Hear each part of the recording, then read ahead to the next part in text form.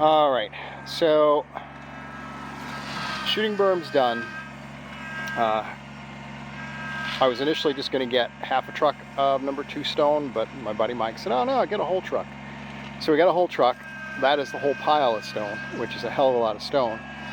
So now that begets another project. So back here behind the shooting berm, where you access the trails to the property, it's always wet with a lot of water running off.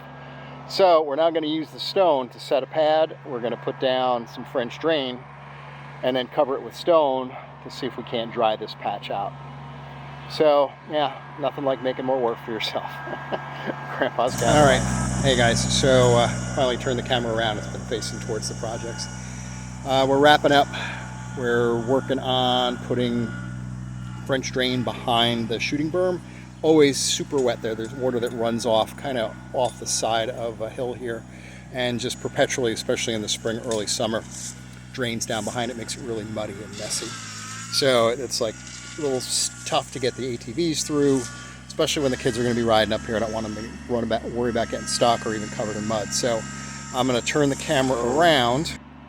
All right, so this is what we're dealing with. You can see there's that area of runoff. It's almost a little stream cut as it comes down from that elevation up there. Because again, there is a gentle slope to this property that accelerates as you get closer down to the pond.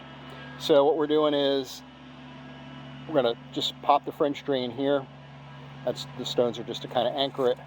Run it along this way through the swampiest and down, so it just empties the water down at that back end, which is where everything naturally flows to.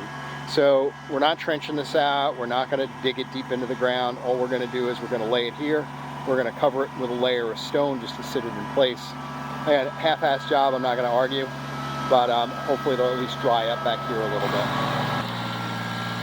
So French drain starts over there, and I'll walk it over because you can see where the water runs down, and I pointed this out I think in a video yesterday, but it's got a little almost creek bed that runs just because of the slope of the property.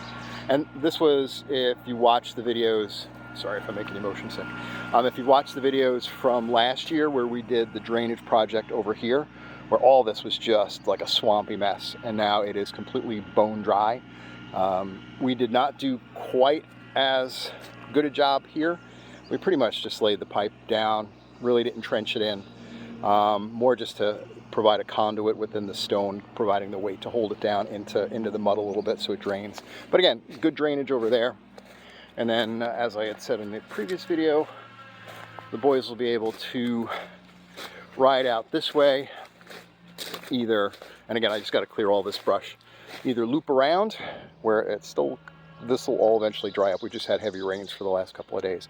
Or there's a trail that heads back that way into the woods that goes up the property, down the property, and the other last project is probably to clear a trail that connects the back end of the property up to state land, so that they can do like a quick loop, literally out, back, all the way up, all the way down, all the way back down the road out here, up the driveway. So, and the whole entire area is pretty ATV friendly. Nobody really cares. There's maybe 10 people that live within a half mile of here anyway, so nobody really cares.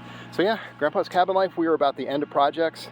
We're just getting rid of the last of the dirt, patching up the last of the little divots we made, gathering the stone and the dirt, and then I think we're going to go fishing, and we're going to give the Kubota a chance to take a rest.